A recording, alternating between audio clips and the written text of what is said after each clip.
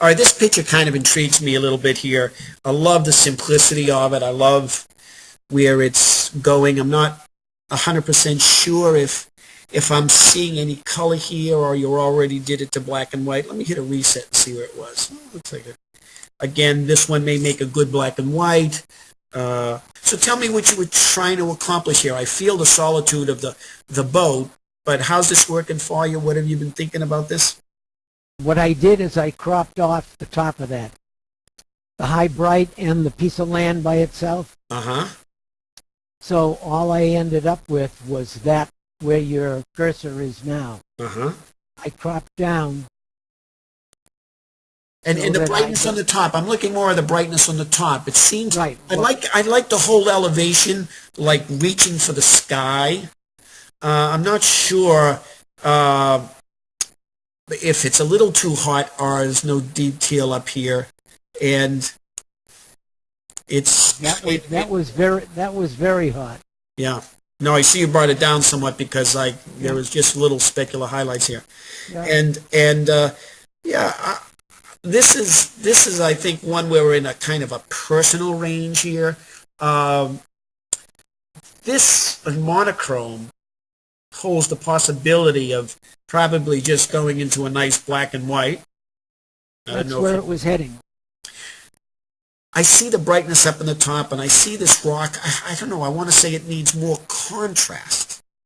But then I know what's going to happen to the top, and I know what's going to happen to the bottom. So I guess I see, first of all, I may go back to my old favorite, the vignette. Okay, and see what that does, if that helps me. You know, I kind of like the way it's holding the eyes in, although I can see it. So I may just get this effect. Let me make it dramatic for you so I can show you what I'm trying to do here. I think the feathering, you know, I may make it really gradual. Yep. Let me go back to the 15 here. So again, what we did was something very, very little. But I like where it's starting to hold this rock down on the bottom. I guess my feeling is with this rock is I'd like to see it maybe a little darker. Let me go up here with some serious flow here. So let's just go here. Now, again, when I do this, it kind of looks like it's getting muddy. So I don't know if I'll increase the contrast. Get myself a little brighter here. I need some sort of separation with this rock. There you go. Right there. Yeah, this is looking good. Because, yep. You know, the separation, now we got a little bit of separation here. And I'm looking at the black and white. And don't forget, a lot of these things are a process. You're going to go back, you're going to look at them.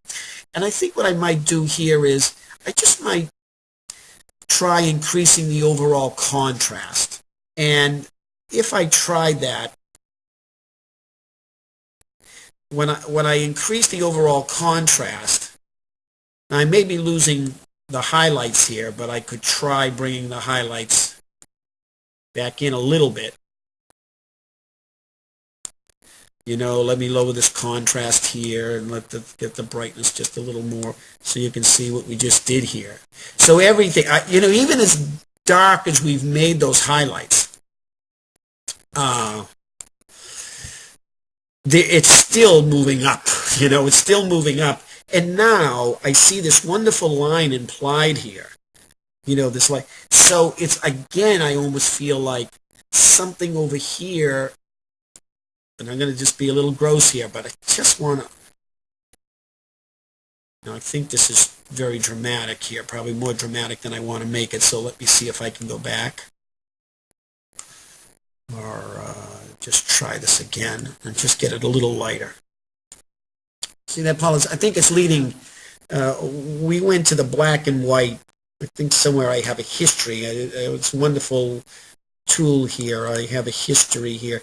And I'm going to, so when I go back and forth, I can see it from the, see, it's a more rich, dramatic kind of lighting here. And I'm just going to go back and make sure when I look at this brush here, again, do I make it lighter? Do I lower the contrast? But what I'm trying to drive home here is that I may want to get this darker, and I have a darker brush here, but I would start a whole new brush. See, I'm saying envelop the boat. Even if we take this significantly down, it's still driving towards the sky, you know? Yep. And then the only other thing I would probably try to do with this sitting, and you know, obviously you can think more about this. There's obviously light falling on this boat. It's how much of it do we want to actually lighten up for reality?